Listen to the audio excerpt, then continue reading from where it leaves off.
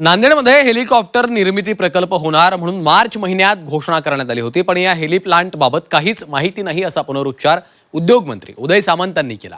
तर Haley plant बाबत काही दिशाभूल होतीये असं उत्तर खासदार अशोक चव्हाण यांनी दिलेलं आहे। त्यामुळे हेली प्लांटवरनं अजूनही हवाई सुरू असल्याची चर्चा नांदेडमध्ये रंगली आहे। तब्बल 4200 कोटी रुपये खर्च करून नांदेडमध्ये हेलिकॉप्टर निर्मितीचा कारखाना होणार असल्याची घोषणा मार्च महिन्यात करण्यात आली होती।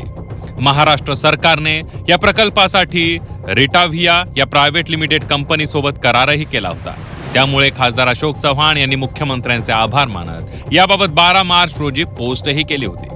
एप्रिल महिन्यात उद्योगमंत्री उदय सामंत नांदेड दौऱ्यावर आल्यानंतर हेली प्लांट बाबत जेव्हा त्यांना विचारलं गेलं तेव्हा सामंत यांनी संभ्रम निर्माण करणारी प्रतिक्रिया दिली होती। हेलिकॉप्टरचे पार्ट्स बनणार आहे। मला देखील संभ्रम आहे। मला आता नांदेडमध्ये आल्यानंतर कळलं की हेलिकॉप्टरचे पार्ट इथे बनवले जाणार आहे। मला आता हेमंत पाटील साहेब म्हणाले की तुम्ही काय आता हेलिकॉप्टर बनवता का MIDC मार्फत। तर आतापर्यंत नांदेडचं विमानतळ हे MIDC कडे हे मला माहित होतं, परंतु आम्ही ते वापरायला आता महाराष्ट्र विमान प्राधिकरणाकडे दिलेलं आहे। परंतु हेलिकॉप्टरचा कारखाना कधी येणार आहे, कसा येणार आहे याची मी पूर्ण माहिती घेईन आणि पुढच्या वेळी नांदेडला ज्यावेळी येईल ते त्याचं स्पष्टीकरण करेन।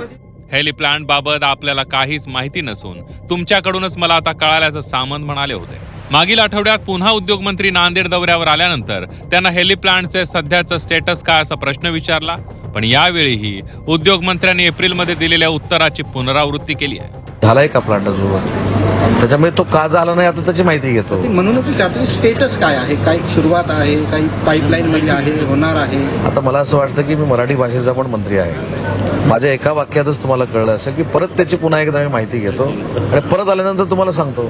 हेली प्लांट निर्मिती प्रकल्पाची घोषणा मुख्यमंत्र्यांनी केल्याचं सांगत तो प्रकल्प नांदेडमध्येच होईल अशी प्रतिक्रिया त्यावेळी नांदेडचे पालकमंत्री अतुल सावे आणि खासदार अशोक चव्हाण यांनी केली होती। आताही चव्हाण यांनी तीच प्रतिक्रिया दिली आहे। रिटाव्हिया कंपनीसोबत सामंजस्य करार करताना मुख्यमंत्र्यांसोबत उद्योगमंत्रीही होते।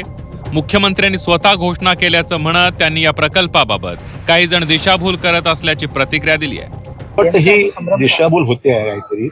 मागच्या वेळी वृत्तपत्रामध्ये मुख्यमंत्र्यांच्या समवेत उद्योग मंत्री असताना जो करार झालेला आहे त्याच्यामध्ये उद्योग सचिव होते, संबंधित कंपनीचे ज्येष्ठ अधिकारी होते, त्यांच्या स्वाक्षरीने झालेला करार आहे जो रेकॉर्डवर आहे आणि त्याचं मेमोरंडम MOU ज्याला म्हणतो ते सुद्धा शासनाच्या रेकॉर्डवर आहे। त्याच्यामुळे काही संभ्रम असं कारणच नाही।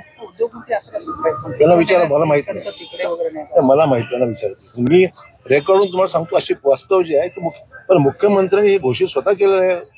टीव्हीवर बघा तर मुख्यमंत्री राज्याचा प्रमुख असतो। रिटाव्हिया कंपनी सोबत करार होत असताना उद्योगमंत्री उपस्थित असल्याचे फोटो दिसत आहेत, पण तरीही उद्योगमंत्री मला याबाबत माहिती नाही असं उत्तर का देत आहेत यावरून विविध तर्कवितर्क लढवले जात आहेत।